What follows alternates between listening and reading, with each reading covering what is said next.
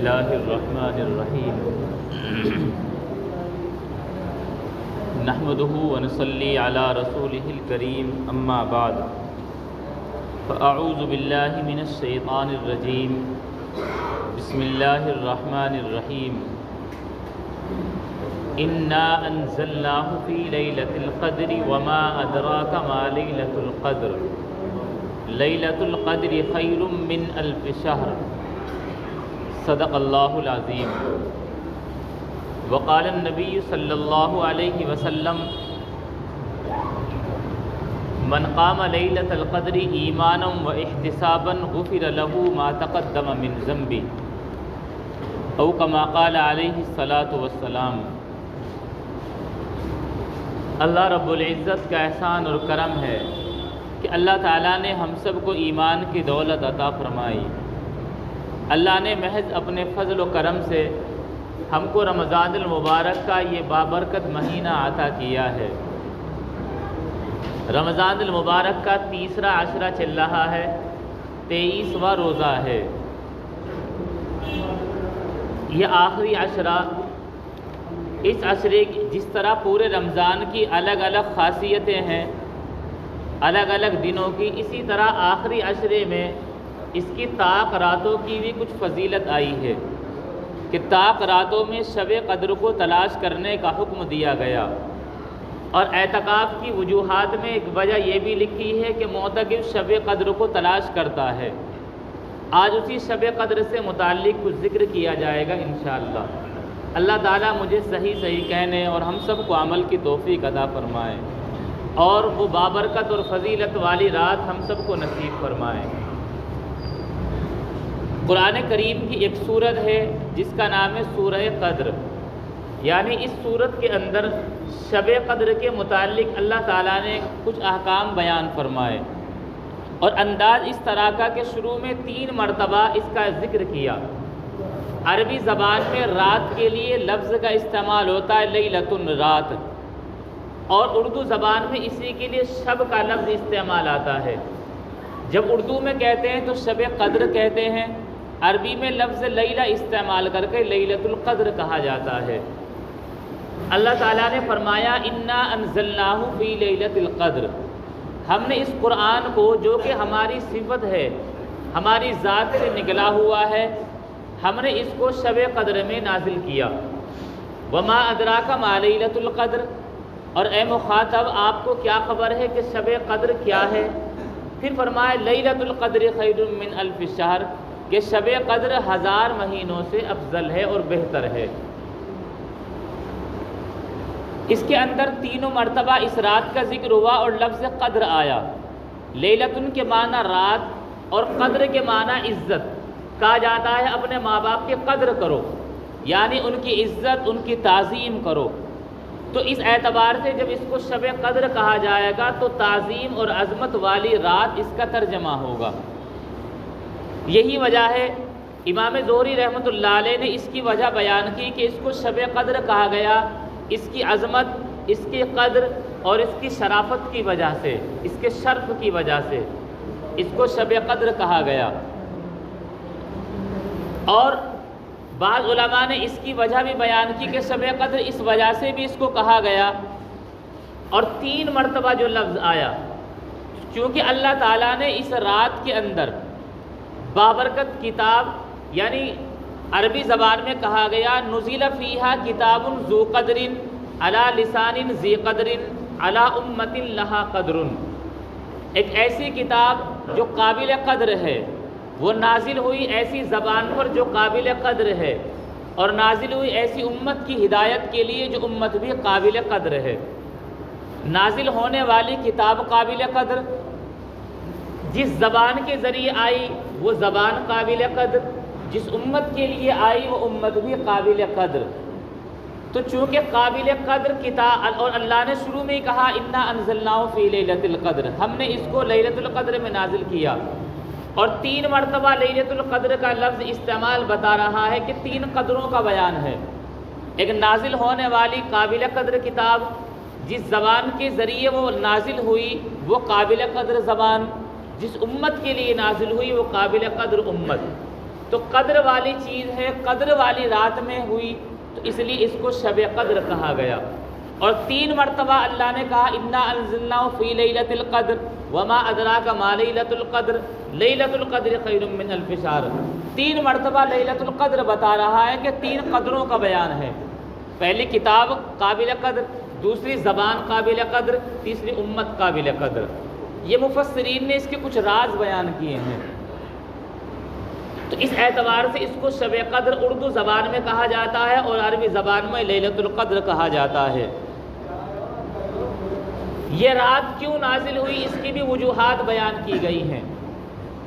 ایک روایت ہے ان رسول اللہ صلی اللہ علیہ وسلم اری اعمار الناس قبلہ او ما شاء اللہ من ذلک فکأنہ تقاصر اعمار امتہ، کہ اللہ کے نبی صلی اللہ علیہ وسلم کو پچھلی امتوں کی عمریں دکھلائی گئی، جو اس امت سے پہلے کی یا جو بھی اللہ کو منظور تھی وہ امتیں دکھائی گئی، ان کی عمریں دکھائی گئی، تو آپ صلی اللہ علیہ وسلم نے اپنی امت کی عمروں کو ان امتوں کی عمروں کے مقابلے میں کم تر سمجھا، تو اللہ تعالیٰ نے اس کے بدلے میں شب قدر عطا فرمائی۔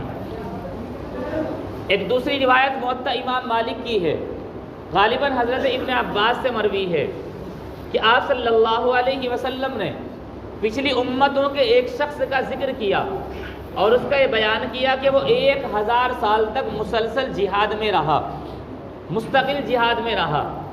جب صحابہ کرام نے یہ بات سنی تو انہوں نے احساس کا اظہار کیا کہ اس نے 1000 سال مسلسل جہاد جیسی عبادت کی، اگر ہماری بھی اتنی لمبی عمریں ہوتی تو ہم بھی ہزارہا برس یہ عبادت کرتے۔ تب اللہ تبارک و تعالیٰ نے شب قدر نازل فرمائی، چونکہ پچھلی امتوں کی عمریں زیادہ تھی۔ اب ایک راز یہ بھی ہے کہ اللہ تعالیٰ نے اس سورت کے اندر لیلۃ القدر کے بارے میں فرمایا کہ 1000 مہینوں سے افضل، تو 1000 مہینوں کا ہی ذکر کیوں؟ سالوں کا بھی ذکر ہوتا یا کم زیادہ ہوتے، لیکن 1000 کا بھی ایک راز ہے، وہ یہ ہے جو بعض محدثین نے لکھا ہے، قیل ان العابد کان فیما مضى یسمى عابدا حتى یعبد اللہ 1000 شہر عبادتا فجعل اللہ لامت محمد عبادت لیلۃ خیر من 1000 شہر، کہ پچھلی امتوں میں عابد اس شخص کو مانا جاتا تھا، عابد اسے کہا جاتا تھا جو 1000 مہینے اللہ تعالیٰ کی عبادت کر لے۔ جب 1000 مہینے عبادت کر لیا کرتا تھا تو اس امت کے علماء جو بھی ہوا کرتے تھے وہ اسے عابد کہہ دیا کرتے تھے کہ اب اس کا شمار عابدوں میں ہو گیا۔ جب امت محمدیہ کی باری آئی تو اللہ تبارک و تعالیٰ نے ایک ایسی رات دی کہ جس ایک رات کی عبادت 1000 مہینوں کی عبادت کے برابر، جو کہ 1000 مہینوں کی عبادت کر کے وہاں عابد کہلاتا تھا، یہاں اس ایک رات کی عبادت میں وہ 1000 مہینوں کے برابر عبادت کرنے والا اور عابد شمار ہوگا۔ یہ بھی راز بیان کیا کہ اس کو 1000 مہینوں کا ہی ذکر کیوں ہے۔ بہرحال اللہ تبارک و تعالیٰ نے اس رات کی یہ فضیلت بیان فرمائی کہ اس رات کی عبادت وہ 1000 مہینوں کی عبادت سے بھی افضل۔ اب 1000 مہینوں کو جب سال میں کنورٹ کیا جائے گا تو 83 سال 4 مہینے بنتے ہیں، 83 برس 4 مہینے، گویا کہ ایک نارمل انسان کی عمر اگر 60 اور 70 تک بھی ہو تو یہ اس کی عمر سے بھی زیادہ عمر بیٹھتی ہے کہ ایک رات کی عبادت۔ لیکن یہ کب ہے؟ جبکہ یہ اس رات کی عبادت اس کو نصیب بھی ہو، اور اگر اس رات کو آدمی ایسی غفلت اور لاپرواہی میں گزار دے تب اس کو یہ فضیلت حاصل نہیں، بلکہ اس رات کی فضیلت حاصل تب ہوگی جب اس رات میں کسی نہ کسی درجے میں یہ اللہ تبارک و تعالیٰ کی عبادت کرے، تب اس کو 83 برس 4 مہینے کی عبادت، نفل عبادت کا ثواب ملے گا۔ اور یہ بھی حد نہیں ہے کہ 1000 مہینوں کے برابر، بلکہ اللہ نے کہا خیر من 1000 شہر، 1000 مہینوں کی نفل عبادت سے بہتر۔ اب وہ کتنی زیادہ بہتر ہے؟ 1000 مہینے سے بھی، چاہے وہ اللہ تبارک و تعالیٰ کے یہاں اللہ کی شان کریمی کے مطابق وہ 1000 نہیں 2000 بھی ہو جائیں، لیکن کم از کم لمٹ یہ ہے کہ 1000 سے تو افضل ہے۔ تاکہ پچھلی امتوں کا عابد جو 1000 مہینے کی عبادت کر کے عابد بنتا تھا وہ اس امت کا ایک رات کی عبادت کر کے اس حد تک پہنچ جائے۔ یہ اللہ تبارک و تعالیٰ نے ایسی فضیلت والی رات عطا کی ہے۔ یہ تو فضیلت ہے اس رات کے اعتبار سے۔ پھر اللہ تعالیٰ نے اس رات کی اور فضیلت کو اسی صورت میں یہ بھی بیان کی کہ یہ تو عبادت اس اعتبار سے، اور اس رات کی خود اپنی بھی فضیلت یہ ہے، تنزل الملائکۃ والروح فیہا باذن ربہم، کہ اس رات میں ملائکہ آسمان سے اترتے ہیں روئے زمین پر، اور ملائکہ کے سردار حضرت جبریل امین بھی روئے زمین پر اترتے ہیں، اور جو بھی انہیں عبادت میں مشغول آدمی ملتا ہے وہ اسے سلام کرتے ہیں، سلام ہی حتی مطلع الفجر۔ ان فرشتوں کی طرف سے، جبریل امین کی طرف سے ان سب کو سلام ہوتا ہے، اور یہ پورا معاملہ رہتا ہے ہی حتی مطلع الفجر، یہاں تک کہ فجر صبح صادق ہو جائے۔ گویا کہ پوری رات اللہ تبارک و تعالیٰ کی یہ رحمت رہتی ہے، فرشتوں کا نزول آسمان اس زمین تک رہتا ہے، حتیٰ کہ جبریل امین بھی وہی لانے کے اعتبار سے تو نہیں، لیکن اس رات میں عبادت کرنے والوں کے اعزاز و اکرام میں اترتے ہیں، جیسا کہ روایتوں سے ثابت ہوتا ہے کہ جبریل امین اس سے مصافحہ کرتے ہیں، اور اس کی علامت اور پہچان یہ ہے کہ اس کے دل کے اندر رقت اور نرمی پیدا ہو جاتی ہے کہ جس سے جبریل امین مصافحہ کر لیں۔ تو ایسی فضیلت ایک رات میں اللہ تبارک و تعالیٰ نے رکھی، اور سرکار دو عالم صلی اللہ علیہ وسلم کا پاک ارشاد ہے، آپ نے فرمایا من قام لیلۃ القدر ایمانا و احتسابا غفر له ما تقدم من ذنبی، کہ جو آدمی اس شب قدر میں ایمان اور یقین کی حالت میں اللہ کی عبادت کے لیے کھڑا ہو، پہلی شرط اس کا ایمان ہو، دوسرا یہ کہ اللہ کی ذات عالی پر اس کا یقین بھی ہو کہ مجھے وہ نعمتیں اللہ تبارک و تعالی یقیناً دے گا، تو فرمایا غفر له ما تقدم من ذنبی، اللہ تعالیٰ اس کے پچھلے سب گناہ معاف کر دیں گے۔ اور بعض روایتوں میں اگلے پچھلوں کا لفظ ہے، من غفر له ما تقدم من ذنبہ وما تأخر، اگلے اور پچھلے تمام گناہ اللہ تعالیٰ معاف کر دیں گے۔ بہرحال ایسی رات کہ جس کی اتنی فضیلت قرآن کریم کے اندر بھی ہو، کہ جس کے نام پر ایک پوری سورت نازل ہو، جس کی فضیلت اللہ کے نبی صلی اللہ علیہ وسلم نے ذکر کی ہو، تو ایسی فضیلت والی رات ہمیں گنوانی نہیں چاہیے۔ جب اس کی اتنی فضیلت ہے تو پھر تو یہ متعین کر کے مل جانی چاہیے تھی۔ ایسا ذہن میں ہمارے سوال آ سکتا ہے کہ جب اتنی فضیلت ہے اور اللہ تبارک و تعالیٰ ایسے رحیم و کریم ہیں تو ایک متعین کر کے بتلا دیا جاتا کہ یہ رات تمہارے لیے ہے اور اس رات میں عبادت کر لینا، لیکن اللہ تبارک و تعالیٰ نے اس کو متعین تعین دی تھی، لیکن وہ بعد میں تعین اٹھا لی گئی۔ اللہ کے نبی صلی اللہ علیہ وسلم کی روایت ہے کہ ایک رات آپ کو اس رات کے متعلق بتلایا گیا کہ اس رات میں شب قدر ہے۔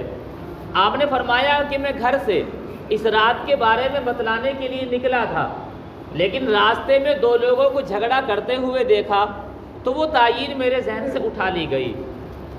گویا کہ اور اس میں بھی یہ راز کہ اللہ تبارک و تعالیٰ نے اس رات کی تعین بتلائی تھی کہ یہ کون سی رات ہے، لیکن لڑائی جھگڑا وہ بھی امت محمدیہ کے اندر ایسی خطرناک چیز ہے کہ اللہ تبارک و تعالیٰ نے اس کے متعین ہونے کو اٹھا لیا۔ تو گویا کہ امت محمدیہ میں جب بھی اختلاف اور لڑائی جھگڑا ہو تو اس کے نقصانات بھی ظاہر ہوتے ہیں۔ ایک نقصان اس کا یہ ہوا کہ تعین اٹھا لی گئی، لیکن اللہ تبارک و تعالیٰ کی شان اور اللہ کی رحمت وہ تنگ نہیں ہے، بہت وسیع ہے، اور محدثین نے اس رات کی تعین اٹھانے کے 5 فائدے لکھے ہیں کہ اگر متعین ہوتی تو یہ فائدے حاصل نہ ہوتے۔ اللہ نے تعین اٹھا کر اس امت کے اوپر یہ احسان فرمایا کہ پھر بھی 5 فائدے حاصل ہو جاتے ہیں۔ پہلا فائدہ یہ ہے، اللہ نے تعین اٹھا لیا، اس کو پوشیدہ رکھا۔ ایک وجہ یہ ہے کہ اللہ نے صرف شب قدر کو ہی پوشیدہ نہیں رکھا، بلکہ بہت ساری چیزیں ایسی ہیں اللہ نے ان کو مخفی اور پوشیدہ رکھا ہے۔ مثال کے طور پر اسم اعظم بھی مخفی رکھا کہ اسم اعظم کیا ہے۔ وہ تو محدثین اپنی تشریحات کے مطابق بعض صرف لفظ اللہ کو کہتے ہیں اور بعض دیگر الفاظ کو کہتے ہیں، لیکن اللہ نے اسم اعظم کو پوشیدہ رکھا، اللہ ہی جانتا ہے۔ اسی طریقے پر حدیث سے یہ تو ثابت ہے کہ جمعے کے دن ایک گھڑی 24 گھنٹے میں ایسی آتی ہے جو قبولیت کی گھڑی ہوتی ہے، لیکن وہ متعین نہیں ہے۔ محدثین کی اپنی رائے ہیں جو دیگر اسباب کے ذریعے انہوں نے جانچی کہ ممکن ہے وہ عصر اور مغرب کے درمیان ہو، لیکن کسی روایت سے متعین نہیں، اس کو بھی اللہ نے پوشیدہ رکھا۔ حروف مقطعات ہیں، بہت ساری صورتوں کے شروع میں الف لام میم صاد، الف لام را، الف لام میم را، یہ الفاظ آتے ہیں۔ ان کے معنی مطلب کیا ہے؟ اللہ نے ان کو بھی پوشیدہ رکھا۔ تو جس طرح اللہ نے ان کو پوشیدہ رکھا، لیکن ان تمام پر ہمارا ایمان اور یقین ہے۔ اللہ نے شب قدر کو بھی پوشیدہ رکھا، اس پر بھی ہمارا ایمان اور یقین ہے۔ لہذا راز کی چیزیں اللہ تبارک و تعالیٰ کے یہاں پوشیدہ ہیں اور وہ بہت ساری ہیں، اور وہ تمام کی تمام اہم ہیں۔ اس میں اعظم اہم، حروف مقطعات اہم، وہ قبولیت کی گھڑی اہم۔ تو اللہ نے ایک اہمیت کے پیش نظر اس کو بھی مخفی رکھ دیا تاکہ اہمیت والی تمام چیزیں پوشیدہ ہی رہیں۔ دوسری وجہ ایک یہ بھی ہے، اگر اللہ تبارک و تعالیٰ اس رات کو ظاہر کر دیتے اور سب کو پتہ ہوتا کہ یہی رات متعین ہے، تو پھر سب کا نظریہ یہ ہوتا زیادہ تر کا کہ اچھا اسی رات میں عبادت کریں گے، اور جب ہم نے اس رات میں عبادت کر لی تو باقی راتوں میں عبادت کی راہیں بند ہو جاتی۔ مثال کے طور پر ہم شب برات کے بارے میں معلوم ہے کہ 14 شعبان میں جب رات آتی ہے آگے تو 15ویں شب ہوتی ہے، شب برات ہوتی ہے۔ تو شب برات میں ہمارا ہجوم مسجد میں جو ہوتا ہے وہ ہم سب کو معلوم ہے، نہ وہ پہلے ہوتا ہے نہ وہ بعد میں ہوتا ہے۔ اگر شب قدر بھی اسی طرح متعین ہوتی تو صرف ایک رات کی عبادت پر ہم اکتفا کرتے۔ اللہ تبارک و تعالیٰ نے اس کی تعین اٹھا لی اور ہماری راہیں کھول دی تاکہ اور راتوں میں بھی عبادت ہم کر لیں۔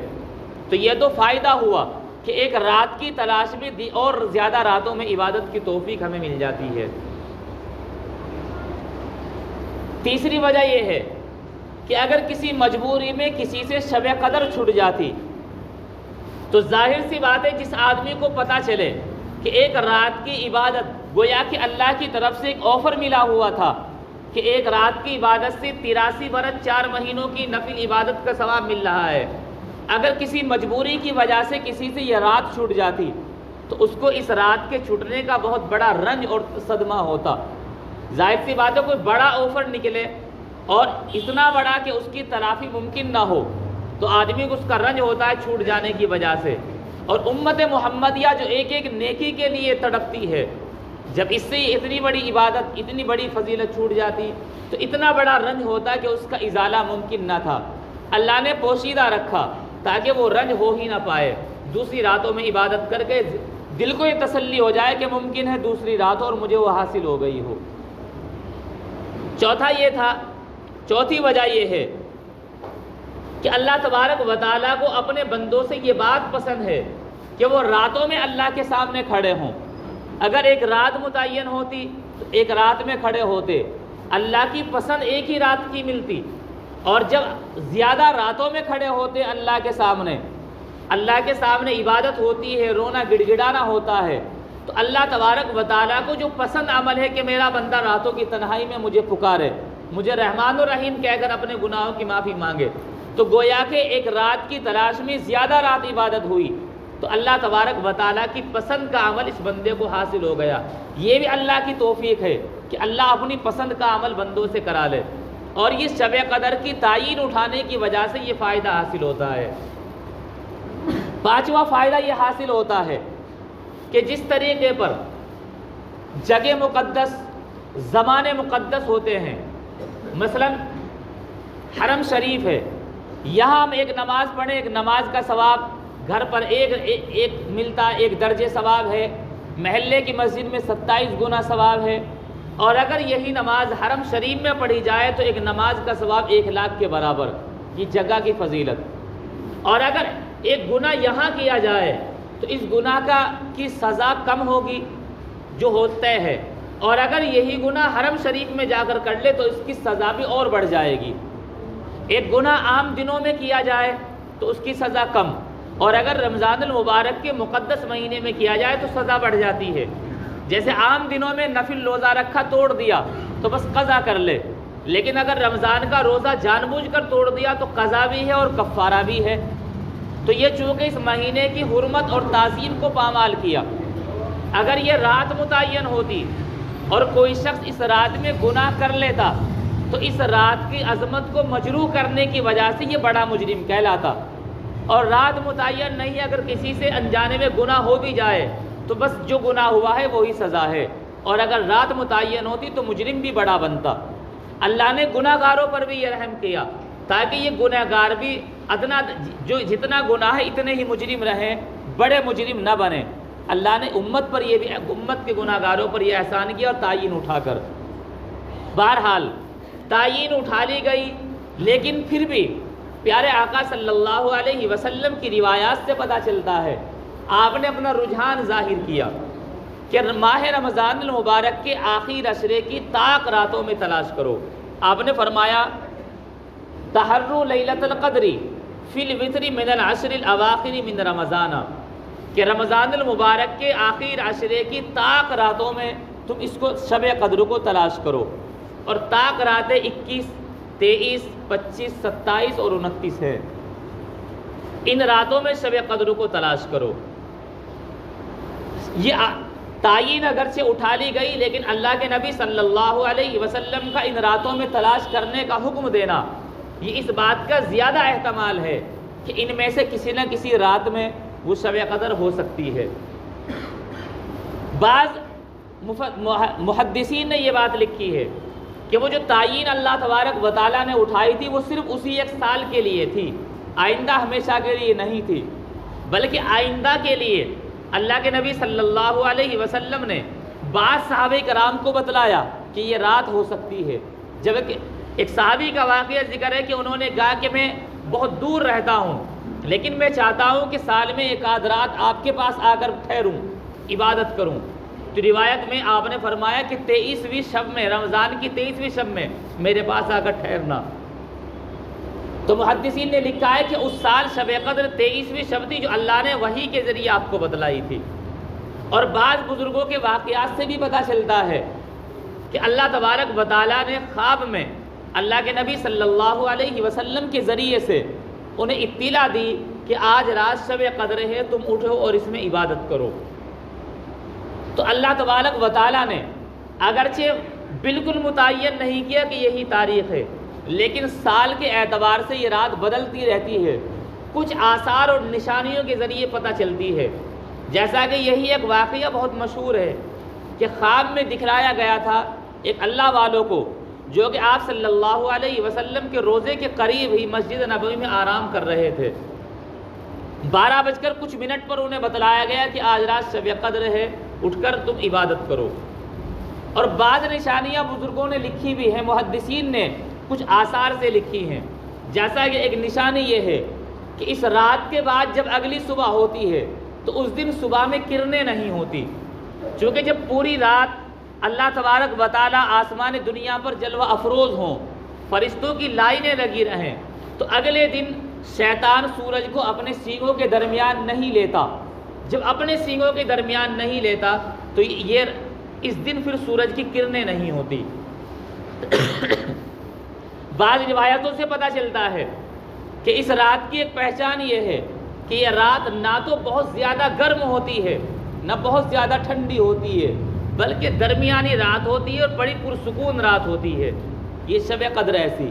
تو ایسی بہت ساری علامتیں کچھ بزرگوں نے مراقبہ کیا اور انہوں نے اس رات کے متعلق یہ فرمایا کہ اس رات میں اگر سمندر کا پانی آپ چکھو تو وہ کھارا نہیں لگتا بلکہ وہ نارمل پانی کی طرح میٹھا ہی لگتا ہے۔ بعض بزرگوں نے اپنا تجربہ بیان کیا کہ اس رات شب قدر کی پہچان ہمیں اس طرح محسوس ہوئی کہ اس رات میں نیم کے پتوں میں کڑواہٹ محسوس نہیں ہوئی۔ یہ بزرگوں کے اپنے تجربات بھی ہیں، لیکن بہرحال کچھ بھی ہو یہ ایسی فضیلت کی رات ہے کہ اس کی کچھ نشانیاں احادیث کے ذریعے اور کچھ بزرگوں کے اپنے تجربات ہیں۔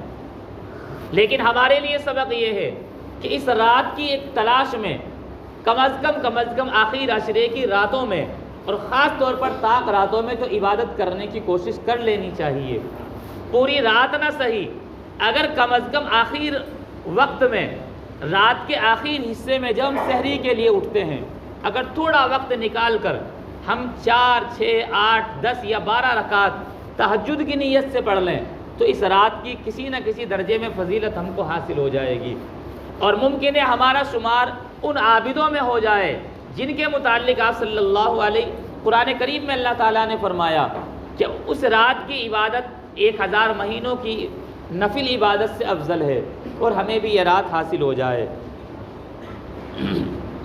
باقی یہ رات کون سی ہے یہ صحیح ثابت نہیں، پھر بھی چونکہ محدثین اور مفسرین جو قرآن اور احادیث میں اس کی گہرائیوں میں اور اس سمندر اور خزانے کی تہ تک اترنے کی کوشش کرتے ہیں، انہوں نے بہت ساری علامتیں ذکر کی ہیں.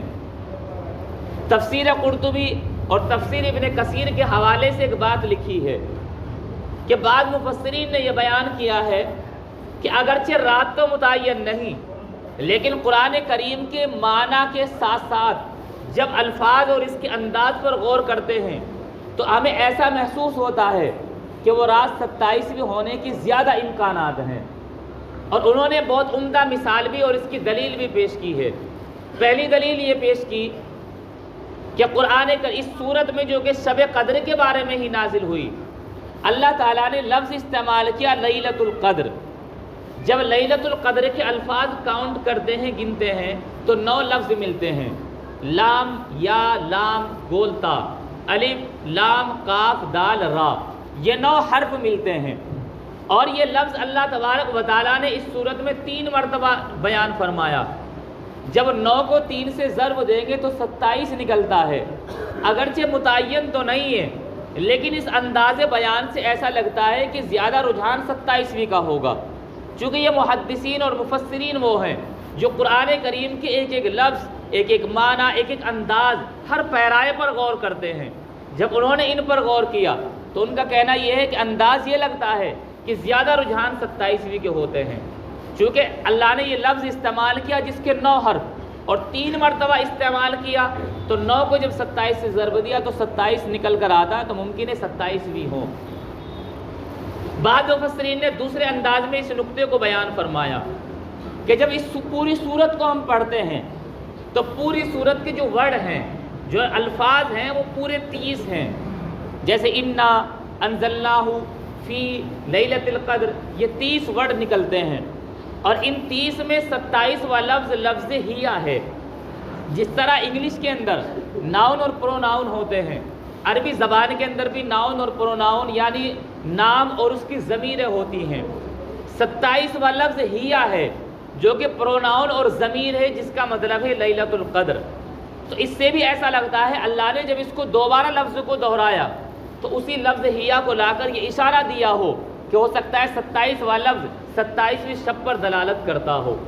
لیکن یہ دلیل ایسی نہیں جس کو لازمی مانا جائے، وہ ان کا ایک خزانے سے نکالا ہوا ایک ہیرا اور موتی ہے جس کو وہ کہتے ہیں کہ زیادہ رجحان 27ویں شب کے معلوم ہوتے ہیں. بہرحال چاہے شب کوئی سی بھی ہو، پورے رمضان اور خاص طور پر آخری عشرے کی طاق راتوں میں کوشش کرنی چاہیے کہ ہم عبادتیں کریں اور اللہ تبارک و تعالیٰ سے گناہوں کی معافی مانگیں، چونکہ صرف یہی رات نہیں بلکہ پورا مہینہ فضیلت کا ہے.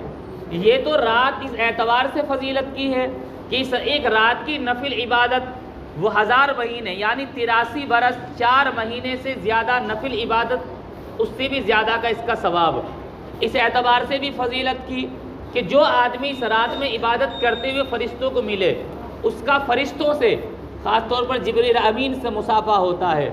اگرچہ یہ مصافحہ حسی چیز نہیں جس کو انسان ویسے محسوس کر سکے، لیکن یہ اس کے انداز سے محسوس ہوتا ہے.